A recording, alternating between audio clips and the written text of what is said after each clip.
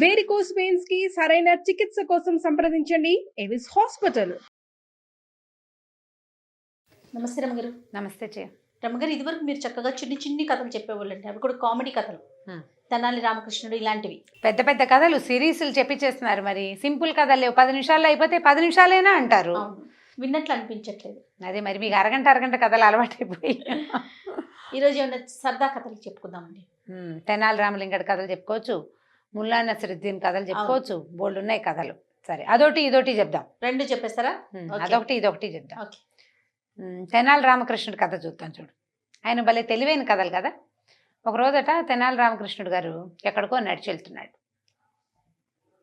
వెళ్తుంటే కొంచెం కన్చీకట్లో ఓ కుర్రాడు ఎవరో ఈయన్ని గుద్దాడు. ఇట్లా వెళ్తూ భుజంతో ఈయన కేకలేసాడు. ఏంట్రా అబ్బాయి అని కేకలేసేసరికి చూడలేదంటే చూడలేదంటే ఒక పెద్ద చిన్న లేదు నీకు, చూసుకోబా, అంత చూసుకొనితనం ఏమిటి, కనపడుతున్నావు, నువ్వు నాకు దూరం నుంచే కనిపించావు, నువ్వు ఏటో చూస్తూ నా మీదకి వచ్చి గుద్దేవు అని కేకలేసాడు. ఇది జరిగింది ఎక్కడ? ఒక చిన్న సైజు మ్యాజిస్ట్రేట్ గారి వాకిట్లో. ఓహో, 3-4 చేరారు. కవిగారిని కుర్రాడు గుద్దేశాడు అన్నారు అని చూశారు ప్రతి వాళ్ళు. అక్కడి నుంచి కొద్దిగా పంచాయతీ అయింది. మామూలుగా ఏదైనా ఇలా గొడవ అయితే 4 చేరతారు కదా. ఈ 4 ఏం చేశారు, ఆ మ్యాజిస్ట్రేట్ గారిని రండి బయటికి, ఇక్కడ ఏమైందో చూడండి, తెనాలి రామలింగడి గారిని కుర్రాడు ఎవడో కొట్టేసి వెళ్ళిపోతున్నాడు అని కేకలేసరికల్లా ఆయన బయటకు వచ్చాడు. తీరా చూస్తే ఈ కుర్రాడు ఆయనకి తెలుసు, వాళ్ళు చుట్టాలబ్బాయే. ఓహో, మ్యాజిస్ట్రేట్కి చుట్టాలబ్బాయి. అప్పట్లో ఏదో న్యాయాధికారులు అంటారు కదా, ప్రాడ్వివాక్కులు అలాంటి పేర్లు ఏవో ఉండేవి, న్యాయాధికారి. నేను ఈజీగా మ్యాజిస్ట్రేట్ అని చెప్తున్నా. ఏముంది ఇందులో అన్నట్టుగా, ఎరా ఎందుకు దేవు అని అడిగాడు. నేను చూడలేదండి అన్నాడు వాడు. అనేసరికి చూడలేదేంటి, వీడిని కేకలేయాలని రామలింగడు స్ట్రైట్గా నుంచుని ఉన్నాడు అనమాట. వాడిని దండించి వెళ్ళాలని, లేకపోతే ఇంకా నన్ను చేశాడు, రేపొద్దున ఇంకోళ్ళని చేస్తాడు. వాడు గట్టిగా బుద్ధి చెప్పాలి కదా. అనేసరికల్లా తప్పుకు రూపాయి కట్టి వెళ్ళిపో అన్నాడు ఆయన. ఒక గుద్దుగుద్దేవు కదా, ఓ రూపాయి కట్టు, సింపుల్గా రూపాయి ఇస్తాడులేండి కవి గారు, మీరు వెళ్ళండి అన్నాడు. రామలింగడికి ఒళ్ళు మండిపోయింది. ఏమిటి గుద్దుకు రూపాయా? వాడేం చేశాడు, నిర్లక్ష్యంగా ఎడపక్క జేబుల నుంచి రూపాయి తీసి ఆడబడేశాడు. తీసుకోండి అని. ఈయన కాలిపోయింది. మిగిలిన వాళ్ళంతా కొంచెం నవ్వు మొహాలు పెట్టుకున్నారు. చుట్టుపక్కల వాళ్ళు ఏమనుకుంటారు, ముసిముసి నవ్వులు నవ్వుతారు కదా. ఓ గుద్ది ఓ రూపాయి ఇచ్చినట్టు. అంతే కదా. తెనాలి రామలింగడు అన్నాడు, ఆ రూపాయి తీసుకుని ఏం చేశాడంటే కాస్త అటు ఇటు చూసి ఈ న్యాయాధికారి మొహం మీద పెడేయాలని ఒక గుద్దాడు. అన్నారు చుట్టుపక్కల ఉన్న జనం అంతా. ఆయన ముక్కు మొహం మూసుకున్నాడు. ఏంటండి కవి గారు అన్నారు. గుద్దుకు రూపాయి కదండి, ఇదిగో తీసుకోండి అని ఆ రూపాయి రూపాయి ఎత్తి చేతిలో పెట్టాడు. మీరు చెప్పిందే కదా, గుద్దుకు రూపాయి, సరిపోయింది పదండి, మీరు లోపలికి వెళ్ళండి, నేను ఇంటికి వెళ్తాను. తనని ఇచ్చారా నడుచుకుంటూ వెళ్ళిపోయాడు. ఇప్పుడు ఆయన ఏమంటాడు, తను ఇంతకుముందు 3 నిమిషాల క్రితం ఆయన ఏం చేశాడు, తను చేసింది అదే. కవిగారికి క్షమాపణ చెప్పు, తప్పొప్పుకో, పెద్దవాళ్ళ ముందు ఇలా ప్రవర్తించకూడదు లాంటి వాక్యాలు చెప్పకుండా ఓ రూపాయి ఇస్తాడు అని చెప్పారు. ఇప్పుడు దానికి సమాధానం ఏం చేయాల్సి వచ్చింది, ఈయన కూడా ఒక ముక్కు పగల కొట్టించుకుని ఒక గుద్దుకుని ముక్కు మీద ఆ రూపాయి పుచ్చుకోవాల్సి వచ్చింది. కాదు కూడదని కవిగారిని ఏమైనా అంటే చుట్టుపక్కల వాళ్ళందరూ ఏమంటారు. పైగా ఇది రేపొద్దున రాయలవారి దగ్గరికి వెళ్తే గుద్దుకు రూపాయి అనే మాట ఎంత ప్రచారం అయిపోతుంది. ఆయన ముక్కు మొహం తడిబడి పెట్టి మొహం ముక్కు అద్దుకుంటూ నోరు మూసుకుని లోపలికి వెళ్ళిపోయాడు. గుద్దుకి గుద్దే సమాధానం. రూపాయి ఉంది కదా మధ్యలో, రూపాయి ఉంది, సమాధానానికి ఏముంది, ఓ గుద్దుగుద్ది ఊరుకోలేదు, రూపాయి ఇచ్చాడు. సూపర్. ఆయన కావాల్సిన న్యాయం ఏమిటి, కుర్రాన్ని కేకలేయాలి, వాడితో పెద్దవాళ్ళకి క్షమాపణ చెప్పించాలి. ఆ 2 చేయలే. వాడిని కేకలేకుండా ఏమిరా అని మామూలుగా క్యాజువల్గా అడిగి ఓ రూపాయి ఇచ్చి వెళ్ళిపో అంటే అదేం మాట. బాగుంది. ఇలా అయింది. చిన్న కథలు. అందుకని నేను మీరు పదే తెనాలి రామలింగడి కథలు చెప్పు అని అడుగుతున్నా కూడా నేను ఎక్కువ చెప్పని కారణం ఇది. ఎంతసేపు వస్తుంది, 5 నిమిషాలు కూడా రా. కానీ చూడండి ఎంత దీంట్లో ఎంత వివరం ఉందో చూడండి. అదే కదా మనం ఆలోచించుకోవాలి. అంతే. ముల్లా నసరుద్దీన్ కథ ఒకటి చెప్దాం. ఆయన తన వాకిట్లో పడుకుని నిద్రపోతుంటే ఒక వాడు ఎవరో బయట ఏమిటో సందడిగా ఉంది, ఒక ఆయన పరిగెత్తుకుంటూ వచ్చాడు. ముల్లా గారు చచ్చిపోయాడండి అన్నాడు. ఈయన సడన్గా మెలకు వచ్చింది. ఏమిటి, నేనేనా నన్నేనా అంటున్నాడు. ఏమిటి అన్నాడు. అయ్యో ముల్లా నసరుద్దీన్ గారండి, అక్కడ బండి కింద పడి చచ్చిపోయాడు అని చెప్పాడు. చెప్పేసరికల్లా ఈయన కొద్దిగా ఆలోచించాడు. ముల్లా ఏనా అంటే అవును అన్నాడు. ముల్లా పొడుగ్గా ఉన్నాడా పొడుగ్గా ఉన్నాడు. బక్కగా ఉన్నాడా? బక్కగానే ఉన్నాడండి. ముల్లా నసరుద్దీన్ అంటే వాళ్ళంతా చెప్పుకుంటున్నారు. సరే బాగానే ఉంది. అయితే ముల్లా అని నీకు చెప్పిన వాళ్ళందరికీ ముల్లా తెలుసా అంటే ముల్లా నసరుద్దీన్ అందరికీ తెలుసండి, వాళ్ళంతా చెప్తున్నారు ముల్లా నసరుద్దీన్ అని. వాళ్ళ ఇల్లు ఇక్కడేటో చెప్పిరమ్మన్నారు, అందుకని నేను వచ్చాను పరిగెత్తుకుంటూ అన్నాడు. ఈ లోపల వాళ్ళ ఆవిడ వచ్చింది లోపలికి. నువ్వు వెళ్ళిపో, లోపలికి పంపించేశాడు ఆయన. తర్వాత అడిగాడు, భుజానికి ఒక సంచి ఉందా? ఉందండి. చేతికి ఉంగరాలు అవి ఉన్నట్టే ఏం లేవండి. అయితే సరే, అయితే బాగానే ఉంది. ఇంతకీ ఏ రంగు చొక్కా వేసుకుని ఉన్నాడు బండి కింద పడి ఉన్నవాడు? ఆకుపచ్చ చొక్కా అండి అన్నాడు. ఆకుపచ్చదా? అయితే నేను కాదులే, నాకు ఆకుపచ్చ చొక్కాలు లేవన్నాడు.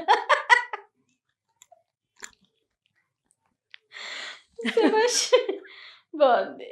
ఆకుపచ్చ చొక్కా లేకపోతే ముల్లా నసరుద్దీన్ కాదు. ఎందుకంటే ఆకుపచ్చ చొక్కా లేవు ముల్లా దగ్గర. వాడు ఇంకెవడో, పర్వాలేదు నువ్వు వెళ్ళిరా, నేను పడుకుంటాను, ఇల్లు ఎవరిదో వెతుక్కుని చెప్పుకో అని ఆయన మళ్ళీ పడుకున్నాడు. ఇవి వచ్చిన ఆయనకు అర్థం కాలేదు.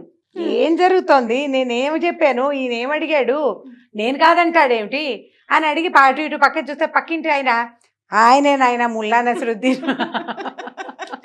కానీ ఇలా జరుగుతూ ఉంటాయి కదండి. జరుగుతాయి, మన సంగతులు మనకే చెప్తారు. అప్పుడప్పుడు నా వీడియోలు నాకే వస్తుంటాయి పోస్ట్. నాకు కూడా రమ్మగారు ఫేస్బుక్లో అట్లు నాకే పంపిస్తూ ఉంటారు. పంపిస్తారు, అదే నాకు నావి నాకే వస్తుంటాయి. అప్పుడప్పుడు చెప్తుంటారు, మా బావగారు అడుగుతుంటారు, ఆ గ్రూప్లో ఎలా వచ్చింది కుట్టి ఇది అని. ఆ గ్రూప్ ఎవరో వాళ్ళు ఎవరో కూడా నేనే పెట్టాను అనుకుంటారు, నాకు అసలు తెలియదు కూడా తెలియదు. ఎవరెవరి దగ్గరకో వెళ్తూ ఉంటాయి, ఇలా జరుగుతూ ఉంటాయి. ఈ ముల్లా గారిది ఇంకొక కథ చెప్పి ముగించేసేద్దాం. ఒకనాడు ఈ ముల్లా ఉండే నగరంలో విపరీతమైన చలేట. ఆ కాలంలో పిచ్చి చలి. ఎవ్వరూ ఆసరా అవకాశము ఇచ్చేవాళ్ళు కాదు. ఇళ్లలోకి ఎవరినైనా రానిచ్చేవాళ్ళు కాదు. వాళ్ళకి తిండి, వాళ్ళకి దుప్పట్లు అవి సప్లై చేయలేక. అయితే ఒకనాటి రాత్రి ముల్లా గారు ఎక్కడికో వెళ్ళాడు, చలిలో ఇరుక్కుపోయాడు. అయితే ఆయన భుజాన ఒక సంచి వేళ్లాడుతూ ఉంటుంది. ఆ సంచిలో ఏవో రకరకాల వస్తువులు ఉంటే ఒక తలుపు కొట్టాడు. తలుపు కొడితే ఆ ఇంట్లో వాళ్ళు అన్నారు, బాబు పైకెళ్ళు, ఇక్కడ ఇంకొక భగవంతుడు మేలు చేస్తే ఇంకొక ప్లేస్ నీకు దొరుకుతుంది అన్నారు. అనేసరికల్లా అయ్యో అలాగా, కాస్త రాతి పులుసు కాచుకొని తాగుదాం అనుకున్నాను, కాస్త నిప్పు దొరికితే రాతి పులుసు కాచుకొని తాగుదాం అనుకున్నాను, సరేలేంటి ఎవరికో రాతి పులుసు ప్రాప్తం అని చెప్పాడు. చెప్పేసరికల్లా వాళ్ళకి రాతి పులుసా, అదేమిటో పదార్థం చూడాలి అని అనుకొని తలుపు తీశారు. తీస్తే ఆ ఇంట్లో ఒక 6-7 ఉన్నారు మనుషులు. వాళ్ళు ఏదో కొద్దిగా వండు తిన్నారు. ఒక నెగ్గడ్ లాంటిది వేసుకుని చలికి దాని చుట్టూతా కూర్చుని ఉన్నారు. లోపలికి రానిచ్చారు. మీదే ఊరండి, మీ ఇల్లు ఎక్కడండి, ఏదో కనుక్కున్నారు. ఏదో కాచుకుంటానన్నారు కదంటే, అవును నాయన రాతి పులుసు కాచుకుంటాను. సరే, పొయ్యి ఒక పక్కన పొయ్యిలు ఉన్నాయి వాళ్ళకి, ఈ పొయ్యి మీద కాచుకోండి అన్నారు.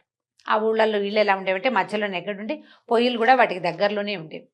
పొయ్యి కొంచెం ఇంకో 2 కట్టెలు అందులోకి అందించారు. పొయ్యి దగ్గర కూర్చొని కాచుకుండా ఒక గిన్నె దబరా ఇచ్చారు.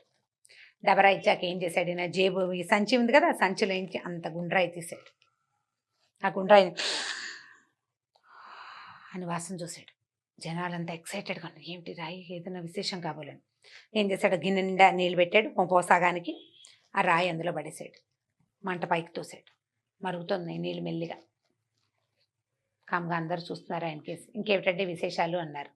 ఊళ్ళో చాలా చలిగా ఉంది, అక్కడ గొర్రెలు ఉన్నాయి, ఇక్కడ మేకలు ఉన్నాయి, ఆ ఊళ్ళల్లో మేకలు పాలివ్వట్లేదు, ఇలాంటి లోకాభిరామాయణం మాట్లాడుకున్నారు. అని పులుసు కాగుతోంది.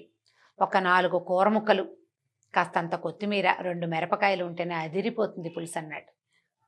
అనగానే వీళ్ళు ఏం చేశారు, వాళ్ళ ఇంట్లో క్యారెట్, బీన్స్, తర్వాత చిన్న సొరకాయ ముక్క, ఇంతంత ముక్కలు ఉన్నాయి. ఆ తలా 2 ముక్కలు ఉన్నాయండి, ఇచ్చేయండి బాబు, వేస్తే పులుసు బాగుంటుంది, నాతో పాటు మీరు కూడా తలా చుక్క రుచి చూదురుగాని అన్నాడు. సరే, ఏం చేశారు, అన్ని తలా ఇన్ని ముక్కలను ఇంత గిన్నె పెట్టాడుగా, ఆ గిన్నెలో పడేసాడు. ఉడుకుతున్నాయి. తర్వాత మళ్ళీ ఇంకొక 5-10 నిమిషాలు అయిన తర్వాత, దీంట్లో గనక నేను తేలేపోయాను కానివ్వండి, ఆ మాత్రం మాంసం ముక్క ఒకటి, అక్కడి నుంచి ఒక 4 రెబ్బలు కొత్తిమీర, కరివేపాకు లాంటివి పడితే భలే అమోఘంగా ఉంటుందండి అన్నాడు. అది మరీ బాగుంది. సరే, ఏం చేశారు, వాళ్ళ దగ్గర మాంసాలు అవి ఉంటాయి, నిలవ పెట్టుకుంటారు. ఇంత మాంసం ముక్క పట్టుకొచ్చారు, కొత్తిమీర, కరివేపాకు రెబ్బలు తెచ్చిచ్చారు. అవి కూడా అందులో పడేశారు. పడేస్తే కూర ముక్కలు, కొత్తిమీర, అవి మాంసము ఉడుకుతున్న వాసన వస్తుంది. ఆ కూర్చున్న మామల్లో ఒక ఆవిడంది, మీకు మీ ఊళ్ళల్లో అలవాట్లేదేమో కానివ్వండి, మేము వీటిలలో ధనియాలు అవన్నీ దంచుకుని వేసుకుంటామండి, ఆ పొళ్ళు ఉంటాయి, మేము పులుసుల్లో అవే వాడతామంటే, ఉంటే తెప్పించండి పిన్ని గారు, ఏముంది వేసి చూద్దాం మీ పులుసు, మీ స్టైలు అన్నాడు. ఆవిడ పులుసు పొడి తెప్పించింది, అది కూడా అందులో పడేశారు. ఇంకొక పక్కింటి వాళ్ళ దూరపు చుట్టం ఒక ఆవిడ వీళ్ళింట్లో ఉంటుంది, మేమైతే వెల్లుల్లిపాయలు కూడా వేసుకుంటామంది. పారేయండి, అవి కూడా 2, ఏం పోయింది, అడుంటాయి, అవి కూడా ఓ పక్కన 2 వెల్లుల్లి గడ్డలు కూడా చితకొట్టి ఆ పులుసులో వేశారు. మొత్తానికి మరిగింది ఇల్లంతా ఘుమలాడిపోతోంది. ఎంత వాసన వచ్చేస్తుందో. అయిపోయింది, రెడీ అన్నాడు. రెడీ అనగానే ఒట్టి పులుసుతోటి ఏం తింటాడు పాపం అని చెప్పి వాళ్ళు రొట్టె ముక్క ఒకటి పట్టుకొచ్చి ఇచ్చారు ఆయనకి. మరి ఇంత గిన్నెడు పులుసు కాచాడా, తాము కూడా తలా 2 రొట్టెలు తెచ్చుకున్నారు. ఈయనకు 4 రొట్టెలు అంతంత రొట్టెలు ఇచ్చారు. ఈ పులుసుని తలా ఒక కప్పులో పోసుకున్నారు. శుభ్రంగా ఆయనకి రొట్టెలు మాత్రం 4 అందించారు. నలుచుకుని తినేశారు. బాగుంది వాసన అనుకుంటూ సంతోషించారు. తెల్లారిదాకా అక్కడ పడుకుని ఆ దబరాలో అడుగునున్న తన గుండ్రాయిని సంచులు వేసుకుని ముల్లాగారు బయటికి వెళ్ళిపోయాడు. జనాలంతా రాతి పులుసు ఎంత వెరైటీగా ఉంది అని చాలా సంతోషించారు. ఆయన వెళ్ళిపోయాక మర్నాడు పొద్దున వీళ్ళంతా కూర్చుని ఆలోచించి ఆయన చేసిందేమిటి, మనం చేసింది, మనం ఇచ్చిందేమిటి, ఏమిచ్చాం, మనం తిన్న పదార్థంలో ఏముంది, రాయి వల్ల ఏమొచ్చింది అనేది ఆలోచించుకున్నాక వాళ్ళకి బాగా అర్థమైంది. ముల్లాగారు మళ్ళీ ఎప్పుడూ ఆ ఊరు రాలేదు. భలే ఉంది రమ్మగారు. మీరు ప్లాన్ నిదానంగా వినాలన్నమాట. ముల్లా కథలు చాలా బాగుంటాయి. కాకపోతే నేను ఎక్కువ చెప్పాను. మన వాళ్ళు బీర్బల్ కథలు చెప్తేనే వాళ్ళ కథలు ఎందుకు చెప్తున్నారు, కొంతమంది ప్రశ్నలు వేశారు. ప్రశ్నలు పట్టించుకోవద్దండి, కథ చెప్పటమే మన ముఖ్య ఉద్దేశం అంతే. అయితే ఇప్పుడు ఈ ముల్లా గారి పేరు తీసి ఇంకో పేరు పెడితే ఇది ముల్లా నసరుద్దీన్ కథ కదా అని ఎవరైనా అడిగితే హర్టింగ్ గా ఉంటుంది. అది ఆ కథలో చదివినప్పుడు అలాగే చెప్పాలి కదా, అంతే అలా బాగుండదు మరి. కాబట్టి ఆ కథని కథగా చెప్పానమ్మా. చిన్నవి అనుకుంటాండి, చిన్న అసలు ఏం లేదు, పావు పేజీ 2 పారాగ్రాఫుల్లో కథ కూడా అయిపోతుంది. భలే ఉందండి. చాలా బాగుంది. అది ఇప్పుడు మీ చిన్న సరదా కథలు అయిపోయినాయి. ఇంకా సీరియస్ కథల్లోకి వెళ్ళిపోదాం. మళ్ళీ ఇంకో కథ చెప్పుకుందాం తప్పకుండా అండి. నమస్తే చేయండి. ఈ వీడియో కనుక మీకు నచ్చినట్లయితే లైక్ చేయండి, షేర్ చేయండి. మరిన్ని వీడియోస్ కోసం మా ఛానల్ని సబ్స్క్రైబ్ చేసుకోండి.